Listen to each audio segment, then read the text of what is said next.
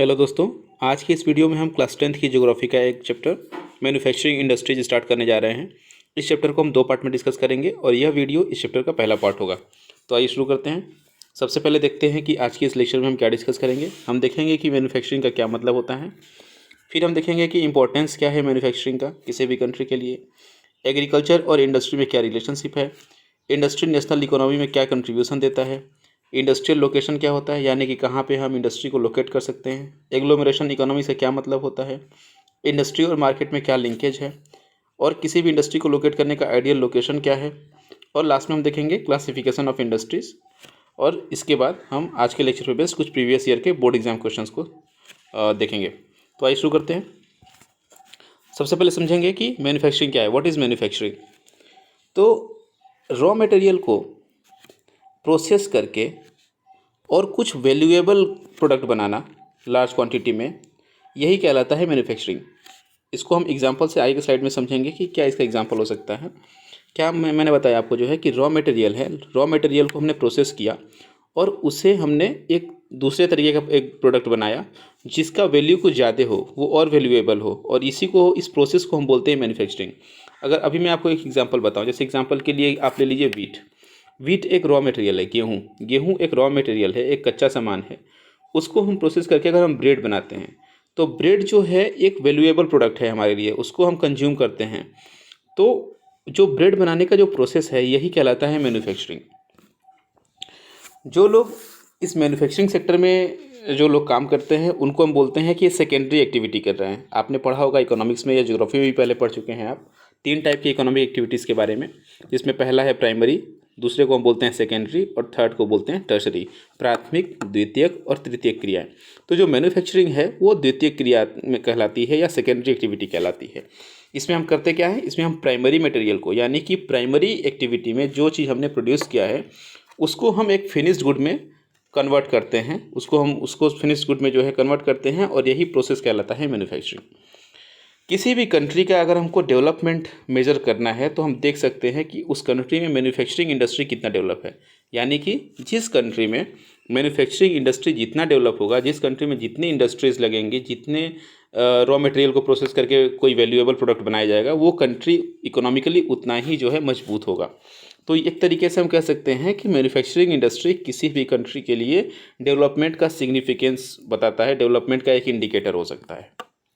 अब एक उदाहरण देखते हैं कि मैन्युफैक्चरिंग क्या है। ये है कॉटन वॉल, और अगर कोई व्यक्ति कॉटन ग्रो कर रहा है यानी कि वो प्राइमरी प्रोडक्ट ग्रो कर रहा है, कॉटन की खेती करना, कपास की खेती करना, ये प्राइमरी प्रोडक्ट है, प्राइमरी एक्टिविटी है। तो यहाँ पे एक व्यक्ति जो है प्राइमरी एक्टिविटी कर रहा है, और इस प्राइमरी एक्टिविटी से हमें क्या प्रोडक्ट मिला, यहाँ हमें रॉ मटेरियल मिला कॉटन। अब इस कॉटन को मैन्युफैक्चर करेंगे और हम बनाते हैं शर्ट। तो शर्ट बनाने का जो ये प्रोसेस है, ये कॉटन से शर्ट बनने की जो प्रोसेस है, इसी को हम बोलते हैं मैन्युफैक्चरिंग। यही है सेकेंडरी एक्टिविटी या मैन्युफैक्चरिंग एक्टिविटी। अब समझते हैं कि मैन्युफैक्चरिंग का इंपॉर्टेंस क्या है किसी भी कंट्री के लिए। तो किसी भी कंट्री के लिए जो है डेवलपमेंट का एक बैकबोन होता है मैन्युफैक्चरिंग सेक्टर। मैंने बताया आपको कि जिस कंट्री में मैन्युफैक्चरिंग सेक्टर जितना डेवलप्ड होगा वो कंट्री इकोनॉमिकली उतनी ही डेवलप्ड मानी जाती है। तो इसमें क्या क्या कुछ पार्टिकुलरली हम देखते हैं कि कुछ क्या क्या कंट्रीब्यूशंस है, क्या इंपॉर्टेंस है मैन्युफैक्चरिंग इंडस्ट्री के। पहला जो इंपॉर्टेंस है वो ये है कि एग्रीकल्चर को ये मॉडर्नाइज़ करता है, इंडस्ट्री एग्रीकल्चर को मॉडर्नाइज़ करता है। कैसे करता है, एक इंडस्ट्री है जहाँ पे ट्रैक्टर बन रहा है, एक इंडस्ट्री है जहाँ पे हार्वेस्टिंग मशीन बन रही हैं, और या केमिकल्स बन रहे हैं, फर्टिलाइजर्स बन रहे हैं। ये सभी जो हम एग्रीकल्चर में जो यूज करते हैं जिन प्रोडक्ट्स को, ये प्रोडक्ट्स कहाँ से बन के आते हैं, ये सभी जो है मैन्युफैक्चरिंग सेक्टर से बन के आते हैं। तो एक हम कह सकते हैं कि जो मैन्युफैक्चरिंग सेक्टर है वो एग्रीकल्चर को मॉडर्नाइज करने में और आधुनिक करने में हमें हेल्प करता है। अगर मैन्युफैक्चरिंग सेक्टर से ट्रैक्टर न बनता तो हो सकता है कि आज भी हम जो है बैल को लेकर के जो है खेती कर रहे होते, या हार्वेस्टिंग मशीन नहीं बनता तो हम आज भी जो है फसलों की हाथ से कटाई कर रहे होते। तो ये क्या कर रहा है, जो है जो मैन्युफैक्चरिंग सेक्टर है वो एग्रीकल्चर को मॉडर्नाइज करने में हेल्प कर रहा है। जो इसका दूसरा है इम्पोर्टेंस मैन्युफैक्चरिंग सेक्टर का, वो ये है कि लोगों का एग्रीकल्चर इनकम के ऊपर जो डिपेंडेंसी है, हैवी डिपेंडेंसी, उसको रिड्यूस करता है। कैसे करता है, इसको एक एग्जांपल से आप समझिए कि जब जो है पहले के समय में जब इंडस्ट्री नहीं हुआ करती थी, जब इंडस्ट्रियलाइजेशन नहीं था, आपने हिस्ट्री में पढ़ा होगा, तो जब इंडस्ट्रियलाइजेशन नहीं था तो उस समय क्या था, उस समय लोग जो है एग्रीकल्चर पर डिपेंडेंट थे, हर कोई अपना जो है खेती करता था और अपना पेट पालता था। लेकिन जब इंडस्ट्री लगनी शुरू हुई तो बहुत सारे लोग जो है एग्रीकल्चर छोड़ करके कहाँ चले आए, एग्रीकल्चर से शिफ्ट हो गए जो है मैन्युफैक्चरिंग सेक्टर में। तो एग्रीकल्चर के ऊपर जो लोगों की डिपेंडेंसी थी वो धीरे धीरे क्या हो गई, रिड्यूस हो गई, कम हो गई। तो ये इसका दूसरा इंपॉर्टेंस है। तीसरा इंपॉर्टेंस जो है कि अगर किसी भी कंट्री के अंदर अनएम्प्लॉयमेंट को और पॉवर्टी को इरेडिकेट करना है, अगर किसी भी देश के अंदर से बेरोजगारी को और गरीबी को कम करना है, तो उसके लिए एक प्री कंडीशन है, बिल्कुल ये अनिवार्य एक हिस्सा है कि वहाँ पे मैन्युफैक्चरिंग सेक्टर को डेवलप होना पड़ेगा। क्यों होना पड़ेगा? अगर अगर हम ये सोचें कि अगर हम इंडस्ट्री अपने कंट्री के अंदर ना लगाएं तो कितने लोग हैं जो बाकी सर्विस सेक्टर में जा पाएंगे? क्योंकि जो है जब इंडस्ट्री लगती है तब जो है सर्विस सेक्टर और डेवलप होता है, ट्रांसपोर्टेशन की ज़रूरत पड़ती है। जब जो है सब सामानें बनेंगी फैक्ट्री के अंदर या इंडस्ट्री के अंदर तो उसको फिर बेचने के लिए जो है दुकानें खुलेंगी, शॉपिंग मॉल्स खुलेंगे। तो मैन्युफैक्चरिंग सेक्टर क्या करता है कि आपको जो है और एम्प्लॉयमेंट जो है जनरेट करने का चांसेस देता है, मौका देता है। और जब ज़्यादा एम्प्लॉयमेंट जनरेट होगा तो पॉवर्टी क्या होगी, कम होगी। तो किसी भी कंट्री के अंदर से अगर अनएम्प्लॉयमेंट कम करना है, पॉवर्टी कम करना है, तो ज़रूरी है कि उस कंट्री के अंदर मैन्युफैक्चरिंग सेक्टर को जो है ज़्यादा से ज़्यादा डेवलप किया जाए। तो ये इसका थर्ड इंपॉर्टेंस है मैन्युफैक्चरिंग सेक्टर का। जो अगला इंपॉर्टेंस है मैन्युफैक्चरिंग सेक्टर का वो ये है कि यह डिस्पैरिटी जो है, जो एक तरीके से जो पिछड़ापन है कुछ एरिया के अंदर, कुछ एरिया बहुत डेवलप्ड हो गए हैं, कुछ एरिया जो है ऐसे हैं कंट्री के अंदर जो बहुत पिछड़े हुए हैं। तो जो ये डिस्पैरिटी है, जो ये असमानता है दो क्षेत्रों के बीच में, दो रीजन्स के बीच में, इसको कम करने में हेल्प करता है। कैसे कम करता है? आप देखेंगे कि बहुत सारे जो इंडस्ट्रियल बेल्ट हैं हमारे कंट्री के अंदर, जो मैन्युफैक्चरिंग सेक्टर के जो रीजन हैं हमारे कंट्री के अंदर, बहुत सारे मैन्युफैक्चरिंग सेक्टर या इंडस्ट्रियल बेल्ट ऐसे हैं जो ट्राइबल एरियाज़ में, बैकवर्ड एरियाज़ में जो है इस्टेब्लिश किए गए हैं। और जब किसी ट्राइबल एरिया, जैसे एग्जांपल के लिए मैं आपको बताऊं, जैसे छत्तीसगढ़ है, छत्तीसगढ़ में जो है बहुत सारे इंडस्ट्रियल एरिया हैं और इसकी वजह से यहाँ का डेवलपमेंट हुआ है। या आप झारखंड का एरिया देख लीजिए, जो आपने पढ़ा होगा, टिस्को के बारे में आपने पढ़ा होगा, क्लास 8 में पढ़ा होगा या क्लास 9 में भी पढ़ा होगा। तो टिस्को में क्या हुआ, टिस्को का जब डेवलपमेंट हुआ, जो जमशेदपुर जो शहर बसाया गया, तो उसके बाद उस पूरे एरिया का डेवलपमेंट होने लगा। तो वो जो एरिया जो पिछड़ा हुआ था, टिस्को का इस्टेब्लिशमेंट होने से वो एरिया जो है डेवलप्ड हो गया। तो इसी तरीके से अगर कंट्री के अंदर कोई भी ट्राइबल एरिया है, बैकवर्ड एरिया है, अगर वहाँ पे हम इंडस्ट्री इस्टेब्लिश करते हैं तो वो एरिया धीरे धीरे डेवलप्ड एरिया में कन्वर्ट हो जाता है। और जो एक डिस्पैरिटी है, जो असमानता है डेवलप्ड और अंडर डेवलप्ड या बिल्कुल जो डेवलप्ड एरिया नहीं है उसके बीच में, वो असमानता जो है धीरे धीरे खत्म होने लगती है। तो ये इसका फोर्थ इंपॉर्टेंस है मैन्युफैक्चरिंग सेक्टर का, कि यह जो क्षेत्रीय असमानता है आर्थिक आधार पे, उसको कम करने में मदद करता है। इसका अगला इम्पोर्टेंस है कि जब हम मैन्युफैक्चरिंग करते हैं, जब हम ज़्यादा से ज़्यादा सामान बनाते हैं, तो उसको हम व्यापार उसका करते हैं, हम दूसरे देशों को उसको बेचते हैं, एक्सपोर्ट करते हैं। और जितना सामान हम दूसरे देशों को बेचेंगे उतना ही ज़्यादा फॉरेन एक्सचेंज हमें प्राप्त होगा। अगर सिंपल लैंग्वेज में कहें तो यूएस डॉलर जो है हमको उतना ही ज़्यादा जो है प्राप्त होगा। और जितना ज़्यादा जो है यूएस डॉलर होगा उतना ही हम दूसरे देशों से फिर कोई नया सामान खरीद पाएंगे। तो बहुत ज़रूरी है कि अगर आपको जो है यूएस डॉलर चाहिए तो इसके लिए जो है आप ज़्यादा से ज़्यादा सामान जो है मैन्युफैक्चर कीजिए और दूसरे देशों को बेच करके उनसे यूएस डॉलर प्राप्त कीजिए। तो ये जो है यूएस डॉलर को प्राप्त करने में, यूएस डॉलर को पाने में हमारी मदद करता है मैन्युफैक्चरिंग सेक्टर, क्योंकि हम मैन्युफैक्चरिंग सेक्टर में कोई सामान बनाते हैं और फिर उसको हम एक्सपोर्ट करके यूएस डॉलर पाते हैं। तो ये इसका इम्पोर्टेंस था। इसका जो अगला इम्पोर्टेंस है मैन्युफैक्चरिंग सेक्टर का वो ये है कि जो कंट्री रॉ मटेरियल्स को जितना ज़्यादा फर्निश गुड्स में कन्वर्ट करती है, फर्निश गुड्स का सिंपल सा मतलब है कि जिसकी हायर वैल्यू होती है, वो कंट्री उतना ही प्रॉस्पेरस होता है। एग्जाम्पल से इसको समझते हैं। जैसे मान लीजिए कि एक कंट्री है जो सिर्फ गेहूँ उगाती है, और वो गेहूँ उगाती है, गेहूँ खाती है, गेहूँ बेचती है। और दूसरी कंट्री ऐसी है जो गेहूँ उगाती है फिर उसको ब्रेड बना करके बेचती है। तो किसके पास ज़्यादा पैसे होंगे? जो सीधे गेहूँ बेचता है उसके पास है, जो गेहूँ का ब्रेड बनाता है और उसके बाद उसको बेचता है। ऑब्वियस सी बात है, जो उसको ज़्यादा हाई वैल्यू प्रोडक्ट्स में कन्वर्ट कर पाएगा वो कंट्री ज़्यादा पैसे कमा पाएगा। तो सिंपल सी मतलब यही है कि जो कंट्री ज़्यादा मैन्युफैक्चरिंग सेक्टर में डेवलपमेंट करती है वो कंट्री उतनी ही ज़्यादा प्रॉस्पेरस होती है। तो ये इसका अगला इंपॉर्टेंस था। तो ये सभी इंपॉर्टेंस थे, इसको आप ध्यान में रखिएगा। अब हम समझते हैं एग्रीकल्चर और इंडस्ट्री, यानी प्राइमरी सेक्टर और सेकेंडरी सेक्टर के बीच में क्या रिलेशन है। तो इसके ये दोनों जो है दिखने में आपको लग सकता है कि प्राइमरी सेक्टर अलग है, सेकेंडरी सेक्टर अलग है, लेकिन रियलिटी ये है कि दोनों एक साथ चलते हैं, they move hand in hand. Agro industries का आपने नाम सुना होगा। बहुत सारे इंडस्ट्रीज ऐसे हैं जो एग्रीकल्चर पर डिपेंडेंट है। जैसे एग्जांपल के लिए ब्रेड बनाने की इंडस्ट्री, कॉटन टेक्सटाइल की इंडस्ट्री, शुगर इंडस्ट्री, ये सब जो इंडस्ट्री है ना, इनका जो रॉ मटेरियल है वो एग्रीकल्चर से प्राप्त होता है। अगर हमें मान लीजिए कि कॉटन के कपड़े बनाने की इंडस्ट्री डालनी है, तो उसका रॉ मटेरियल क्या होगा? उसका रॉ मटेरियल होगा कॉटन। और कॉटन हमें कहाँ से मिलता है? वो एग्रीकल्चर सेक्टर से मिलता है। अगर मैं मान लीजिए कि शुगर बनाने की इंडस्ट्री, चीनी बनाने की का कारखाना में डालता हूँ, तो चीनी के लिए जो रॉ मटेरियल है वो क्या है? वो है शुगर केन। और शुगर केन हमें कहाँ से मिलता है? एग्रीकल्चर से। तो इसका मतलब क्या है कि एग्रीकल्चर और जो सेकेंडरी सेक्टर है, जो इंडस्ट्री है, वो दोनों एक दूसरे के ऊपर क्या डिपेंडेंट है। यानी कि जो इंडस्ट्री है उसको अपना रॉ मटेरियल कहाँ से मिल रहा है? एग्रीकल्चर से मिल रहा है। तो जो एग्रो बेस्ड इंडस्ट्री हैं, इन्होंने क्या किया है? एग्रीकल्चर को बूस्ट किया है। क्योंकि जितनी ज़्यादा एग्रो बेस्ड इंडस्ट्री लगेगी, उतनी ही ज़्यादा एग्रीकल्चर प्रोडक्ट्स की जो है डिमांड बढ़ती है, उसकी प्रोडक्टिविटी बढ़ती है।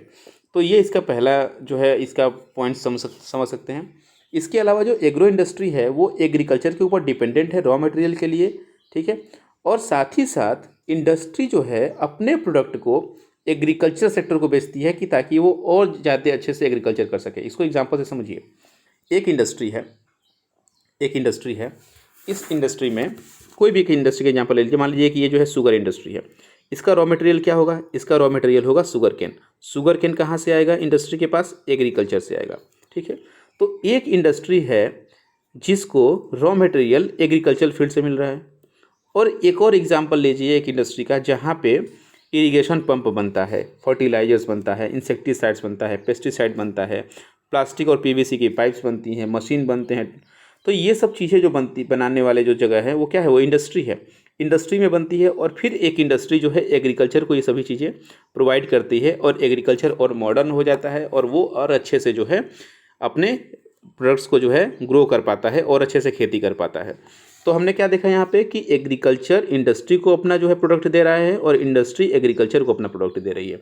तो दोनों क्या है? एक दूसरे के ऊपर डिपेंडेंट हैं। मैन्युफैक्चरिंग इंडस्ट्री ने क्या किया है? मैन्युफैक्चरिंग इंडस्ट्री ने जो है फार्मर्स को हेल्प किया है। किसमें?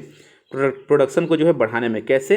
इन्हीं सब तरीक़ों से। ये जो मैंने बताया ना कि इंडस्ट्री ने बहुत सारे प्रोडक्ट्स बना करके एग्रीकल्चर को दिए। तो इससे क्या हुआ? इससे यही हुआ कि जो है एग्रीकल्चर और डेवलप्ड कर गया, उसका प्रोडक्टिविटी बढ़ गया, ठीक है। और प्रोडक्शन प्रोसेस जो है वो ज़्यादा एफिशिएंट हो गया है। कल को जो किसान जो है हाथ से अगर उसको फसल काटनी पड़ती थी तो दिन भर लगा करके कुछ एक एरिया में, थोड़े से एरिया में फसल काट पाता था। आज वही किसान इंडस्ट्री से बने हुए एक बड़े मशीन, हार्वेस्टिंग मशीन को लेकर के बहुत बड़े एरिया में फसल को एक दिन में काट सकता है। तो इस तरीके से क्या हुआ? जो एफिशिएंसी थी वो एग्रीकल्चर सेक्टर की वो बढ़ गई। और इसमें हेल्प किसने किया? इसमें हेल्प किया मैन्युफैक्चरिंग इंडस्ट्री ने। तो हम कह सकते हैं कि एग्रीकल्चर और इंडस्ट्री दोनों जो है एक दूसरे के साथ साथ चलते हैं। अब समझते हैं कि इंडस्ट्री जो है नेशनल इकोनॉमी में क्या कंट्रीब्यूशन देती है। इंडिया के कॉन्टेक्स्ट में इसको हम समझेंगे। तो इंडिया के कॉन्टेक्स्ट में अगर हम देखें तो हमारे कंट्री में जो जीडीपी है, जो ग्रॉस डोमेस्टिक प्रोडक्ट है, उसमें टोटल जो 27% इंडस्ट्री का जो रोल है उसमें से 17% मैन्युफैक्चरिंग का रोल है और बाकी जो 10% है वो माइनिंग, क्वेरिंग, इलेक्ट्रिसिटी, गैस, इन सब का रोल है। यानी अगर हम कहें कि जो मैन्युफैक्चरिंग का जो कंट्रीब्यूशन है हमारे कंट्री के अंदर जीडीपी में वो 17% ही है।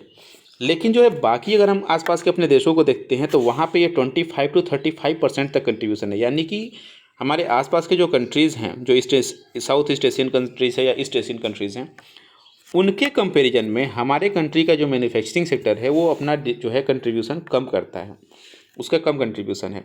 और जो ग्रोथ रेट है मैन्युफैक्चरिंग सेक्टर के अंदर वो लगभग 7% के आसपास है।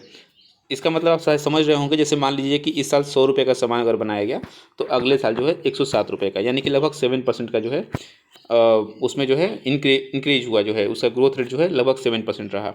तो हमारे यहाँ जो मैन्युफैक्चरिंग सेक्टर है उसका जो ग्रोथ रेट है, उसका जो ग्रोथ रेट का जो ट्रेंड है वो लगभग इतना ही है कि 7% लगभग हर साल बढ़ता है। लेकिन जो है 7% से काम नहीं चलने वाला है, इसलिए जो है हमने एक अपना डिजायर्ड ग्रोथ रेट सेट किया कि हम 7% पे नहीं रुकेंगे, हम इसको और आगे बढ़ाएंगे। और इसके लिए यह सेट किया गया कि अगले डिकेड में, अगले 10 साल में हम इस ग्रोथ रेट को 7% से बढ़ा करके 12% लेकर के जाएंगे। और इसके लिए क्या करना होगा? इसके लिए गवर्नमेंट को कुछ अच्छी पॉलिसीज़ बनानी होंगी, ठीक है। और साथ ही साथ जो इंडस्ट्रीज़ हैं उनको अपनी प्रोडक्टिविटी को इम्प्रूव करना होगा। और ये किया जा सके इसके लिए एक जो है इंस्टीट्यूशन एक सेटअप किया गया है, काउंसिल सेटअप किया गया है जिसका नाम है national manufacturing competitiveness council, NMCC। और इसका पर्पस क्या है? इसका पर्पस यही है, NMCC यही कोशिश करता है कि किस तरीके से 12% का जो डिजायर्ड ग्रोथ रेट है उसको किस तरीके से अचीव किया जाए। इसके लिए NMCC national manufacturing competitiveness council काम करता है। तो ये था। अब आगे देखते हैं इंडस्ट्रियल लोकेशन के बारे में। इंडस्ट्रियल लोकेशन का मतलब यही है कि हमें अगर इंडस्ट्री लगानी है तो हम इंडस्ट्री कहाँ पे लगाएंगे। तो इसके लिए बहुत सारे फैक्टर होते हैं। पहला फैक्टर तो यही होता है जो सबसे इंपॉर्टेंट है कि रॉ मटेरियल वहाँ पे अवेलेबल है कि नहीं। अगर मुझे टेक्सटाइल इंडस्ट्री लगानी है, कॉटन टेक्सटाइल इंडस्ट्री, तो मैं ऐसी जगह पे लगाने की कोशिश करूँगा जहाँ पे कॉटन ग्रो किया जाता हो, ताकि इजली मुझे जो है कॉटन मिल जाएगा और फिर वहीं पर मैं इंडस्ट्री लगाऊँगा और वहीं पर जो है रॉ मटेरियल को एक वैल्यूएबल प्रोडक्ट में मैं कन्वर्ट कर पाऊँगा, शर्ट बना सकता हूँ। ठीक है, तो पहला तो यही है कि वैल्यू जो है रॉ मटेरियल वहाँ पे अवेलेबल है कि नहीं है, यह देखेंगे। दूसरा जो है लेबर अवेलेबल है कि नहीं है, यह भी ज़रूरी है, क्योंकि फैक्ट्री में एक आदमी दो आदमी तो काम करते नहीं है, बहुत सारे लेबर की ज़रूरत पड़ती है। तो हम ये भी देखते हैं कि वहाँ पे लेबर अवेलेबल है कि नहीं है।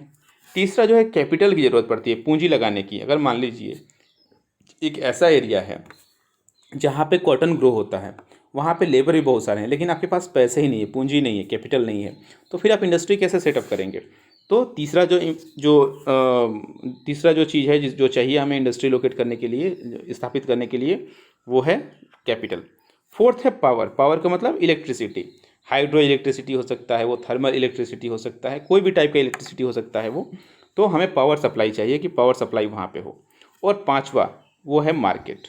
अब इसको मैं एक एग्जांपल से आपको और समझाऊँ। जैसे मान लीजिए कि मैं कॉटन टेक्सटाइल, या मान लीजिए मैं स्वेटर बनाने की फैक्ट्री खोल रहा हूँ, कहाँ पे? अफ्रीका के किसी ऐसे देश में जो इक्वेटर के आसपास है, जहाँ खूब गर्मी होती है। तो मान लीजिए कि मैंने रॉ मटेरियल का भी जुगाड़ कर लिया, लेबर भी मुझे मिल गया, कैपिटल भी मिल गया, पावर सप्लाई भी मिल गई। ठीक है, और मैंने जो है वहाँ पे अफ्रीका के किसी गर्म देश में जो है स्वेटर बनाने की फैक्ट्री खोली। तो वहाँ पे क्या मतलब है उसको खोलने का? कोई मतलब नहीं है, कि वहाँ पे तो मार्केट ही नहीं है। मुझे वहाँ से बेचने के लिए जो है उसको एक्सपोर्ट करना पड़ेगा। एक्सपोर्ट करने में बहुत ज़्यादा खर्च आएगा। अब ले जाकर दूसरी जगह जब मैं बेचूंगा तो उसका जो है रेट अपने आप हाई हो जाएगा, क्योंकि जो है जो ट्रांसपोर्टेशन में जो खर्च आया है उसको मुझे जोड़ना पड़ेगा।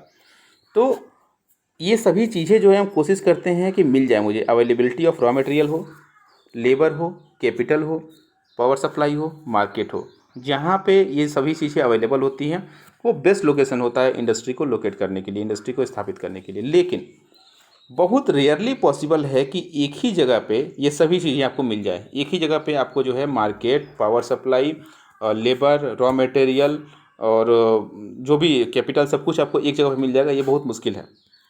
तो इसलिए हम क्या करते हैं, हम वहाँ पे इंडस्ट्री को लोकेट करते हैं, मैन्युफैक्चरिंग एक्टिविटी करते हैं जहाँ पे ज़्यादा से ज़्यादा चीज़ें जो है हमको लोअर कॉस्ट पे मिल जाएं। ठीक है, 5 नहीं मिल रहा है, 5 फैक्टर मैंने बताया आपको, 5 में से अगर 4 फैक्टर मिल रहा है, कम कॉस्ट पे मिल रहा है, तो ठीक है हम वहीं पे लोकेट करेंगे। लेकिन ऐसा हम नहीं करेंगे कि कोई भी वहाँ पे फैक्टर नहीं है और फिर भी हम इंडस्ट्री लोकेट करने की कोशिश कर रहे हैं, ऐसा नहीं करेंगे। हम देखेंगे कि ज़्यादा से ज़्यादा फैक्टर जहाँ पे मिल रहे हों, जहाँ पे अवेलेबल हो और चीप कॉस्ट पे, लोअर कॉस्ट पे अवेलेबल हो, फिर हम उसको जो है वहाँ पे इंडस्ट्री लोकेट करने की कोशिश करते हैं। एक बार जो है अगर किसी एरिया में इंडस्ट्रियल एक्टिविटी स्टार्ट हो जाती है, मैन्युफैक्चरिंग सेक्टर स्टार्ट हो जाता है, तो फिर वहाँ पे अर्बनाइजेशन उसको फॉलो करता है। इसका क्या मतलब है? इसका मतलब यही है कि मान लीजिए कि एक गांव है, गांव में मैंने एक इंडस्ट्री लगा दिया, फिर क्या होगा? गांव में जब इंडस्ट्री लगेगी कोई बड़ी सी, तो वहाँ पे लोग काम करने आएंगे। जब लोग वहाँ पे काम करने आएंगे तो उनको बहुत सारी सुविधाएं चाहिए होंगी, जैसे उनको दुकान चाहिए होगा, उनको रहने के लिए क्वार्टर्स चाहिए, बाकी जो ट्रांसपोर्टेशन की फैसिलिटी है वो चाहिए। तो क्या होगा? धीरे धीरे उस एरिया का अपने आप डेवलपमेंट होगा, वो एरिया जो है रूरल एरिया से अर्बन एरिया में कन्वर्ट होने रहेगा। तो इंडस्ट्रियल एक्टिविटी जब स्टार्ट होती है तो अर्बनाइजेशन जो है उस एक्टिविटी वाले एरिया को फॉलो करता है। जहाँ पे इंडस्ट्री जहाँ पे होगी वहाँ पे अर्बनाइजेशन अपने आप धीरे धीरे होने लगेगा। अब जो है, जो शहर हैं, जो सिटीज़ हैं, वो बहुत सारी सुविधाएं अपने आप प्रोवाइड करते हैं, वहाँ आपको खोजने की ज़रूरत नहीं है। आप मान लीजिए कि दिल्ली में, नोएडा में, बेंगलोर में, मुंबई में, इन सब जगहों पे अगर जा करके आप इंडस्ट्री लगा रहे हैं, इंडस्ट्री अपने इस्टेब्लिश कर रहे हैं, तो आपको ये सोचने की ज़रूरत नहीं है कि मुझे रोड बनवाना है या मुझे पावर सप्लाई चाहिए। वहाँ पर सब चीज़ें पहले से अवेलेबल हैं। वहाँ पे आपको जो है बैंकिंग फैसिलिटी मिल जाएंगी, इंश्योरेंस फैसिलिटी मिल जाएंगी, ट्रांसपोर्ट मिल जाएगा, लेबर मिल जाएगा, कंसल्टेंट्स मिल जाएंगे, फाइनेंशियल एडवाइस मिल जाएगा। सभी सुविधाएं जो भी एक इंडस्ट्री लोकेट करने के लिए चाहिए वो सभी फैसिलिटीज़ आपको वहाँ पे मिल जाएंगी। तो कई बार ऐसा होता है कि अगर कोई एक ऐसा लोकेशन है जहाँ पे अर्बन सेंटर है, ठीक है ना, एक शहरी एरिया है, जहाँ पे सभी सुविधाएँ जो इंडस्ट्री को लोकेट करने के लिए चाहिए अगर सभी सुविधाएं वहाँ पे है तो उसका एडवांटेज लेने के लिए बहुत सारे इंडस्ट्री एक साथ वहाँ पे इस्टेब्लिश होने लगते हैं। तो इसको हम बोलते हैं एग्लोमेरेशन इकोनॉमीज। इसको हिंदी में बोलते हैं शायद संकुल अर्थव्यवस्था इसको बोलते हैं, एग्लोमेरेशन इकोनॉमीज। तो एग्लोमेरेशन इकोनॉमी क्या हुआ कि बहुत सारी फैसिलिटीज़ वहाँ पे पहले से थी और उन फैसिलिटीज़ का फ़ायदा उठाने के लिए कई सारी इंडस्ट्री वहाँ पे खुलने लगी। तो इसी को हम बोलते हैं एग्लोमेरेशन इकोनॉमी या संकुल अर्थव्यवस्था। अब एक टर्म और है जिससे आपको कंफ्यूज नहीं होना है, जो हमने जो है इकोनॉमिक्स में पढ़ा है ग्लोबलाइजेशन वाले चैप्टर में। वो टर्म क्या है? वो है स्पेशल इकोनॉमिक जोन। ध्यान रखिएगा, स्पेशल इकोनॉमिक जोन और एग्लोमरेशन इकोनॉमी दोनों अलग अलग चीज़ें हैं। स्पेशल इकोनॉमिक जोन क्या होता है? ये गवर्नमेंट इसको खुद तैयार करती है, यहाँ पे लोगों को अट्रैक्ट करने की कोशिश करती है कि आप आइए यहाँ पे फैक्ट्री लगाइए। मतलब उसका पर्पस ही उस एरिया को क्रिएट करने का, स्पेशल इकोनॉमिक जोन को क्रिएट करने का पर्पस यही होता है कि ज़्यादा से ज़्यादा इंडस्ट्री लगे। गवर्नमेंट उसमें कुछ जो है आपको जो है टैक्स में मतलब रिलैक्सेशन देती है। कई साल आपको 5 साल 6 साल कहीं कहीं 10-10 साल तक ऐसा है कि आपको टैक्स देने की ज़रूरत नहीं है। लेकिन एग्लोमरेशन इकोनॉमी के साथ ऐसा नहीं है। एग्लोमरेशन इकोनॉमी में आपको टैक्स देना पड़ेगा, वहाँ पे गवर्नमेंट आपको बुला नहीं रही है, आप खुद जा रहे हैं।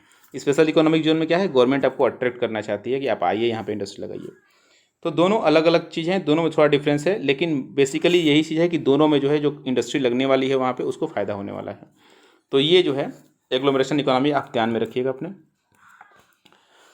अगर हम देखिए कि कहाँ पे लोग इंडस्ट्री लगाते रहे हैं, तो प्री इंडिपेंडेंस पीरियड में अगर आप देखें, जो है आज़ादी के पहले वाला जो समय था, उस समय ज़्यादातर जो मैन्युफैक्चरिंग यूनिट्स थी, जो ज़्यादातर जो फैक्ट्रीज लग रही थी, वो लग रही थी कोस्ट के पास में, मतलब समुद्र के किनारे। क्यों? क्योंकि उस समय मेन पर्पज़ था ओवरसी ट्रेड करना, कि हमारे कंट्री के अंदर सामान बनाएंगे और उसको जो है समुद्री रास्ते से दूसरे देशों में ले जा करके बेचेंगे।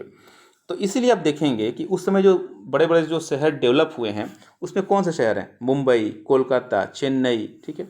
ये सब इसलिए डेवलप हो गए हैं क्योंकि जो है ये सभी समुद्र किनारे थे, यहाँ पे फैक्ट्री लगाई गई और यहाँ पे सामान जो है बना करके और जो है दूसरे देशों में वहाँ से ईजिली जो है सी रूट के रास्ते जो है उसको एक्सपोर्ट किया गया, उसको बेचा गया। तो इसीलिए आज़ादी से पहले के जो इंडस्ट्रियल लोकेशन थे, वो बेटर जो इंडस्ट्रियल लोकेशन माना गया वो था सी कोस्ट के पास का एरिया। पर्पस क्या था? ओवरसी ट्रेड करना, समुद्री रास्ते से व्यापार करना।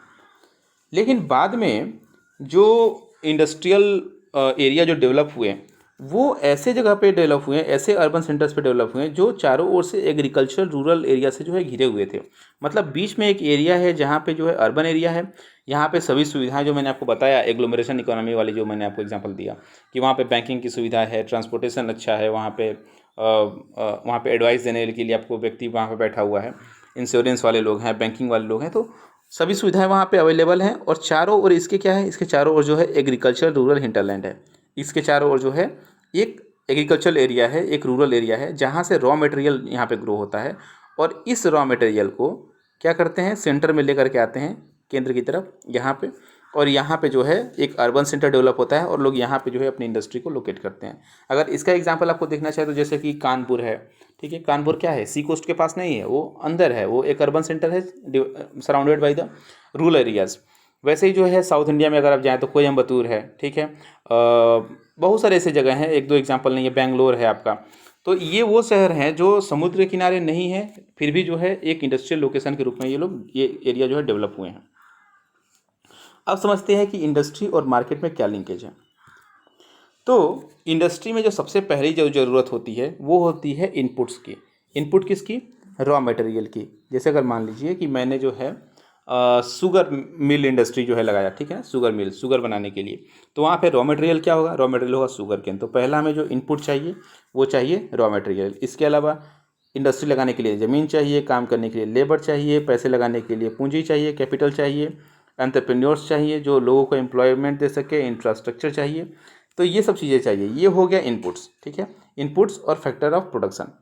अब क्या करते हैं? इस इनपुट को हम ट्रांसपोर्ट करते हैं। जैसे मान लीजिए शुगर केन है, शुगर केन को हम ट्रांसपोर्ट करेंगे, कहाँ लेकर के जाएंगे? फैक्ट्री में। फैक्ट्री में गया, फैक्ट्री में जो है प्रोसेसिंग होगी और एक आउटपुट निकलेगा। आउटपुट क्या होगा? शुगर। शुगर को जो है हम ट्रांसपोर्ट करेंगे, कहाँ लेकर के जाएंगे? इसको हम ले जाएंगे मार्केट में। मार्केट में इसको बेचेंगे, बेचने के बाद हमें क्या मिलेगा? मनी। उस मनी को क्या करेंगे? और हम रॉ मटेरियल खरीदने में यूज कर लेंगे, ठीक है। या सीधे जो है रॉ मटेरियल को बेच करके भी हम मनी पाते हैं, ठीक है। तो दोनों तरीके से लिंकेज है। तो ये जो है इंडस्ट्री और मार्केट के बीच में यही लिंकेज है। इसमें जोड़ने वाला काम कौन कर रहा है? इसको जोड़ने का काम कर रहे हैं मनी। ठीक है। इन इंडस्ट्री में हमने कोई सामान बनाया, उसको बेचा, मनी मिला, मुझे पैसे मिले, और उस पैसे को मैंने फिर इंडस्ट्री में लगाया, फिर उससे कुछ सामान बना, फिर उसको हमने बेचा, फिर पैसे मिले, और ये साइकिल जो है चलता रहता है। तो ये जो है इंडस्ट्री मार्केट का लिंकेज है। अब सवाल है कि आइडियल लोकेशन कहाँ पे होनी चाहिए। तो मैंने आपको पहले बताया वैसे कि जो है जहाँ पे ज़्यादा से ज़्यादा जो है फैक्टर्स अवेलेबल हो, वहाँ पे हम इंडस्ट्री को लगाते हैं, ठीक है।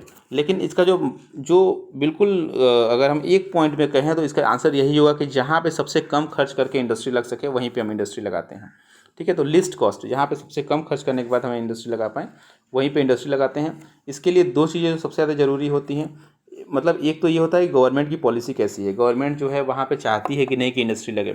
अब नॉर्थ कोरिया में जाकर के आप इंडस्ट्री नहीं लगाना चाहेंगे, आप जो है इंडस्ट्री वहीं लगाएंगे कि जहाँ की गवर्नमेंट जो है आपको इंडस्ट्री लगाने में सपोर्ट करे, और साथ ही साथ जो है वहाँ पे लेबर अवेलेबल है कि नहीं है।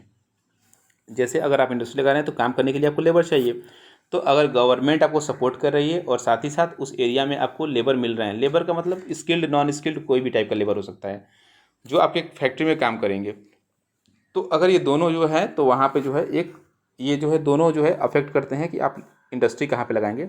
ये इंडस्ट्री के लोकेशन को अफेक्ट करते हैं, इन्फ्लुएंस करते हैं। तो क्या क्या है इसमें, पहला है कि cost of obtaining raw material at site, जहाँ पे रॉ मटेरियल कम से कम पैसे में मिल जाए। Cost of production at site, जब हम प्रोडक्शन कर रहे हैं तो उसका खर्च कितना कम आ रहा है। जब हम उसको मार्केट में डिस्ट्रीब्यूट कर रहे हैं तो उसको मतलब मार्केट कितना पास है ताकि जो है डिस्ट्रीब्यूशन का कॉस्ट कम आए। अगर ये सभी चीज़ें जो है कम कॉस्ट में कहीं मिल रही हैं तो वो जो है एक आइडियल लोकेशन होगा कि वहाँ पे हम इंडस्ट्री को लगा सकते हैं। तो ये है ideal location of an industry. अब समझते हैं क्लासिफिकेशन ऑफ इंडस्ट्रीज़ की, इंडस्ट्री को हम कितने पार्ट में डिवाइड कर सकते हैं। तो अलग अलग बेसिस है। जैसे अगर हम रॉ मटेरियल के बेसिस पे देखें, जो हम कच्चा सामान हम यूज कर रहे हैं इंडस्ट्री में, उसके बेसिस पे देखें तो हम इंडस्ट्रीज़ को दो पार्ट में डिवाइड कर सकते हैं। पहला होगा agro based industry. Agro based का मतलब एग्रीकल्चर बेस्ड, यानी कि ऐसी इंडस्ट्री जिसका रॉ मटेरियल, जिसका कच्चा सामान एग्रीकल्चर से आता है। जैसे कि कॉटन टेक्सटाइल इंडस्ट्री, उसका रॉ मटेरियल क्या है, कॉटन है, तो कॉटन कहाँ से आता है, एग्रीकल्चर से आता है। वुलन इंडस्ट्री एग्रीकल्चर से आता है, ठीक है। जूट इंडस्ट्री, ठीक है, कहाँ से आएगा, इसका भी जो है एग्रीकल्चर से आएगा। Silk textile, rubber, sugar, T, coffee, edible oil industry, ये सभी इंडस्ट्रीज़ के जो है जो रॉ मटेरियल होते हैं वो एग्रीकल्चर फील्ड से आते हैं। एग्रीकल्चर में ध्यान रखिएगा, एग्रीकल्चर में एनिमल रेयरिंग और प्लस फार्मिंग दोनों आता है, ठीक है। तो जैसे अगर डेयरी प्रोडक्ट्स है तो डेयरी प्रोडक्ट्स का क्या होगा, वो एग्रीकल्चर बेस्ड होगा, क्योंकि जो है जो फार्मिंग जो एनिमल हस्बेंड्री होता है, जो जानवरों को हम पालते हैं, वो भी एग्रीकल्चर का हिस्सा माना जाता है। तो इसको आप ध्यान में रखिएगा। दूसरा जो दूसरा इसका जो बेसिस है वो है मिनरल बेस्ड। तो मिनरल बेस्ड कुछ इंडस्ट्रीज़ होती हैं जहाँ पे हम जो रॉ मटेरियल यूज़ करते हैं वो हमें माइनिंग करने के बाद मिलता है। जैसे iron and steel industry, cement industry, aluminium industry, machine tool industry, petrochemical industry, इन सब का जो रॉ मटेरियल है वो माइनिंग करने के बाद आता है, और इसलिए ये कहलाते हैं मिनरल बेस्ड इंडस्ट्री। अगला जो बेसिस है क्लासिफिकेशन करने का इंडस्ट्री का, वो है उनके मेन रोल के आधार पे, यानी कि जो हम प्रोडक्ट बना रहे हैं उसका रोल क्या है। तो इसमें दो टाइप हो सकता है, पहला है बेसिक या की इंडस्ट्री और दूसरा है कंज्यूमर इंडस्ट्री। बेसिक या की इंडस्ट्री में क्या होता है, यहाँ पे हम रॉ मटेरियल को यूज करके कुछ कुछ सामान जो है हम मैन्युफैक्चर करते हैं, लेकिन ये वो सामान होता है जो डायरेक्ट कंज्यूम करने के लिए नहीं होता है। जैसे एग्जांपल के लिए, अगर मान लीजिए कि मैंने बॉक्साइट को माइनिंग किया, बॉक्साइट, ठीक है ना, बॉक्साइट का मैंने माइनिंग किया, तो बॉक्साइट की जो माइनिंग है ये क्या हो गया, ये प्राइमरी एक्टिविटी हुआ, और जो बॉक्साइट है ये हमारा रॉ मटेरियल हो गया। और इस बॉक्साइट को हमने यूज करके और हमने मैन्युफैक्चरिंग किया, क्या, एल्यूमिनियम बनाया हमने। तो एल्यूमिनियम का हमने कोई सामान नहीं बनाया है, हमने एल्यूमिनियम की शीट बनाई, एल्यूमिनियम हमने इसको जो है प्योर कर दिया बॉक्साइट को, और उसमें से एल्यूमिनियम जो है एक्सट्रैक्ट कर लिया, या एल्यूमिनियम बनाया, एल्यूमिनियम स्मेल्ट किया। तो अब सीधे हम एल्यूमिनियम तो यूज नहीं करेंगे, हम एल्यूमिनियम का कोई सामान यूज कर सकते हैं। एल्यूमिनियम के बर्तन हो सकता है, एल्यूमिनियम का कोई दरवाज़ा हो सकता है, या कोई ऐसा प्रोडक्ट हो सकता है जिसको हम यूज करें। तो यहाँ पे क्या है, जो एल्यूमिनियम हम एक्सट्रैक्ट कर रहे हैं, एल्यूमिनियम स्मेल्टिंग कर रहे हैं, ये हुआ बेसिक इंडस्ट्री या की इंडस्ट्री। और अब इस बेसिक इंडस्ट्री में जो एल्यूमिनियम बना है, इससे हम कोई और सामान बनाएंगे। इससे अगर हम मान लीजिए एग्जांपल के लिए बर्तन बनाते हैं, तो अब बर्तन से हम फिर कुछ और नहीं बनाएंगे, अब बर्तन को हम सीधे हम यूज करेंगे, खाना खाएंगे उसमें, या अगर हमने दरवाज़ा बनाया तो घर में उसको लगाएंगे। तो ये हो गया कंज्यूमर इंडस्ट्री। तो एक होता है बेसिक इंडस्ट्री या की इंडस्ट्री, जहाँ पे ऐसी चीज़ें बनती हैं जिनसे जो वहाँ पे बनती है उनसे फिर हम फाइनल प्रोडक्ट बनाते हैं। और दूसरा होता है कंज्यूमर इंडस्ट्री, जहाँ पे ऐसी चीज़ें बनाई जाती हैं जिसको हम सीधे यूज करते हैं। Sugar industry, toothpaste, paper, swing machine, fans, बस अनगिनत नाम है। जो भी आपके आसपास चीज़ें जो दिख रही हैं जिसको आप यूज़ कर रहे हैं वो सभी जो है कंज्यूमर इंडस्ट्री से बन के आई हैं। ठीक है, जैसे अगर आपके घर में लोहे का दरवाज़ा है तो लोहे का जो दरवाज़ा है वो कंज्यूमर इंडस्ट्री में बना है, लेकिन जो है जो लोहा वो उसमें यूज़ किया गया है वो जहाँ गलाया गया होगा वो जो है बेसिक या की इंडस्ट्री से बन करके आया है। तो ये दोनों जो है मेन रोल के आधार पे जो है ये दो बेसिस होते हैं क्लासीफाई करने के इंडस्ट्रीज़ को। अगला जो बेसिस है वो कैपिटल इन्वेस्टमेंट के आधार पे है कि आप इंडस्ट्री को लगाने में कितनी पूंजी लगा रहे हैं, कितना इन्वेस्टमेंट कर रहे हैं। तो इसमें दो बेसिस अगेन, पहला है स्मॉल स्केल इंडस्ट्री और दूसरा है लार्ज स्केल इंडस्ट्री। अगर किसी इंडस्ट्री में हम जो इन्वेस्टमेंट कर रहे हैं, जितना भी इन्वेस्टमेंट हमने किया उसका सबका कॉस्ट अगर हम जोड़ दें, अगर वो 1 करोड़ रुपए या उससे कम आ रहा है तो हम बोलेंगे कि ये स्मॉल स्केल इंडस्ट्री है। कि जो 1 करोड़ रुपए मैं आपको बता रहा हूँ ये समय के साथ घटता बढ़ता रहता है, घटता तो नहीं है बढ़ता ही रहता है। पहले जो है 1 करोड़ से कुछ कम रहा होगा, पहले उसके पहले और कम रहा होगा। ठीक है, हो सकता है कभी 1 लाख रुपए रहा हो, फिर 10 लाख हुआ हो, फिर 15-20 लाख हुआ हो। तो इस तरीके से जो स्मॉल स्केल इंडस्ट्री किसको हम कहेंगे, इसका जो क्राइटेरिया है वो है कितने रुपए हम इन्वेस्टमेंट कर रहे हैं उस इंडस्ट्री को लगाने में। अगर 1 करोड़ रुपए से कम है, ठीक है, या 1 करोड़ रुपए है तो फिर हम कहेंगे कि स्मॉल स्केल इंडस्ट्री है। 1 करोड़ रुपए से अधिक हो जाएगा तो उसको हम बोलेंगे कि ये लार्ज स्केल इंडस्ट्री है। तो ये जो है कैपिटल इन्वेस्टमेंट के आधार पे हम इंडस्ट्री को दो पार्ट में क्लासीफाई करते हैं। अगला जो क्राइटेरिया है क्लासीफाई करने का वो है ओनरशिप के आधार पे, यानी कि जो इंडस्ट्री लगाई गई है उसका मालिक कौन है। तो इसके आधार पे हम 4 पार्ट में डिवाइड करते हैं, 4 ग्रुप में डिवाइड कर सकते हैं इंडस्ट्रीज़ को। पहला होता है public sector industry. Public sector में क्या होता है, यानी कि जो जिसका मालिक और उसको चलाने वाला दोनों गवर्नमेंट हो। ठीक है, अगर गवर्नमेंट सरकार कोई इंडस्ट्री लगा रही है और वही उसको चला रही है तो हम बोलेंगे कि ये पब्लिक सेक्टर इंडस्ट्री है। जैसे एग्जांपल के लिए भेल, Bharat heavy electronic limited, SAIL, steel authority of India limited, ये सब क्या है, ये गवर्नमेंट के द्वारा इस्टेब्लिश किए हुए कारखाने हैं, इंडस्ट्रीज़ हैं और इनको गवर्नमेंट ही चलाती हैं, तो इसको हम बोलेंगे पब्लिक सेक्टर इंडस्ट्री। दूसरा होता है प्राइवेट सेक्टर इंडस्ट्री। ऐसी इंडस्ट्री जिसको बनाने वाला, जिस इंडस्ट्री को इस्टेब्लिश करने वाला और उसको चलाने वाला दोनों या तो कोई व्यक्ति है या कुछ लोग मिल करके कर रहे हैं, यानी कि सरकार नहीं कर रही है, कुछ लोग कर रहे हैं। तो इसमें इसको क्या बोलेंगे, इसको हम बोलेंगे प्राइवेट सेक्टर इंडस्ट्री है ये। जैसे एग्जांपल के लिए टाटा आयरन, ठीक है ना, Tata iron steel company, TISCO, Bajaj auto, ठीक है, Bajaj auto limited, Dabur industry, ठीक है, पतंजलि है, ये सब क्या है, ये सब प्राइवेट सेक्टर के हैं। इसे कुछ लोगों ने मिलकर के इस इंडस्ट्री को खड़ा किया और वही लोग इसको चला भी रहे हैं, इसमें गवर्नमेंट का कोई रोल नहीं है बीच में। तीसरा जो होता है वो होता है ज्वाइंट सेक्टर। ज्वाइंट सेक्टर में गवर्नमेंट और प्राइवेट, ठीक है, यानी पब्लिक और प्राइवेट दोनों मिलकर के काम करते हैं। जैसे एग्जांपल के लिए ऑयल इंडिया लिमिटेड एक ज्वाइंट जो है सेक्टर का इंडस्ट्री है, जिसमें पब्लिक और प्राइवेट यानी कि सरकार और इंडिविजुअल लोग दोनों मिलकर के काम करते हैं, ये हो गया ज्वाइंट सेक्टर। जो चौथा जो क्लासिफिकेशन है वो है कोऑपरेटिव सेक्टर का। कोऑपरेटिव में क्या होता है, इसमें जो प्रोड्यूसर्स या सप्लायर हैं रॉ मटेरियल के और प्लस जो वर्कर हैं जो काम कर रहे हैं, दोनों मिलकर के काम करते हैं और जो फ़ायदा होता है या जो भी नुकसान होगा वो दोनों मिलकर के जो है आपस में बांट लेंगे। ठीक है, जैसे मान लीजिए कि रॉ मटेरियल है, एग्जांपल के लिए मैं आपको एक बता दूं, जैसे अमूल जो है वो कोऑपरेटिव सेक्टर से काम करता है। ठीक है, अमूल। अब इसमें क्या है, जो रॉ मटेरियल मतलब जो लोग जानवर, जो गाय भैंस जो पाल रखे हैं, जो दूध का प्रोडक्शन करवा रहे हैं और जो दूध सप्लाई करते हैं फैक्ट्री को, फिर फैक्ट्री में काम करने वाले वर्कर्स हैं, वो सब मिलकर के काम करते हैं। ठीक है, उसमें अलग अलग नहीं है और जो फ़ायदा होता है वो आपस में उनमें शेयर होता है कि दूध वाले ने इतना खर्च किया, काम करने वाले ने इतना अपना मेहनत किया और उस हिसाब से जो बेनिफिट होता है उनको शेयर करते हैं। ये कोऑपरेटिव सेक्टर का एग्जांपल है। ठीक है, तो कोऑपरेटिव सेक्टर में क्या होता है कि प्रोड्यूसर्स या supplier of the raw material और वर्कर्स दोनों मिलकर के काम करते हैं और जो फ़ायदा होगा नुकसान होगा दोनों आपस में शेयर कर लेंगे। महाराष्ट्र के अंदर जितने शुगर इंडस्ट्रीज़ हैं लगभग सभी शुगर इंडस्ट्री जो है कोऑपरेटिव के रूप में काम करते हैं।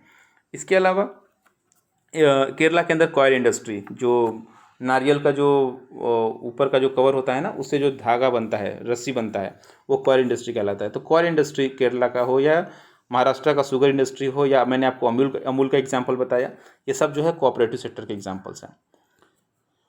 अब जो है अगला जो क्लासिफिकेशन होता है वो होता है रॉ मटेरियल और फिनिश्ड गुड, यानी कि जो हमने इन्वेस्टमेंट किया रॉ मटेरियल का और जो फाइनल प्रोडक्ट बन के आया उसका वेट और बल्क, वो कितना वजनी है, कितना भारी है। तो इस आधार पे दो इंडस्ट्री हो सकती हैं, हैवी इंडस्ट्री, ठीक है, और लाइट इंडस्ट्री। हैवी इंडस्ट्री कौन सा होगा, जिसमें बहुत भारी जो है रॉ मटेरियल और बहुत भारी आउटपुट दोनों है। जैसे कि आयरन एंड स्टील इंडस्ट्री, इसमें हल्का फुल्का सामान तो लगता नहीं है, ये भारी इंडस्ट्री हैवी इंडस्ट्री कहलाता है। लाइट इंडस्ट्री क्या होता है, जिसमें हल्के फुल्के सामान लगते हैं, जैसे इलेक्ट्रिकल इंडस्ट्री, अब उसमें स्विच है, स्विच बन के आता है, वायर बन के आता है, ये सब जो है हैवी इंडस्ट्री नहीं है, ये सब लाइट इंडस्ट्री के एग्जाम्पल हैं। तो दो टाइप हो गया, दो क्लासिफिकेशन हो गया on the basis of bulk and weight of raw material and finish good. कौन कौन से, हैवी इंडस्ट्री और लाइट इंडस्ट्री। तो ये सभी क्लासिफिकेशन जो है आपको ध्यान में रखने हैं। तो इस लेक्चर में बस इतना ही। ये कुछ क्वेश्चंस हैं जो आप देख लेंगे इसको, ये 1 मार्क्स के क्वेश्चंस हैं, ये 3 और 5 मार्क्स के क्वेश्चंस हैं, इसको आप देख लेंगे और इससे आंसर्स जो है लिखने की कोशिश कीजिएगा। तो आज के इस लेक्चर में बस इतना ही। Thank you so much.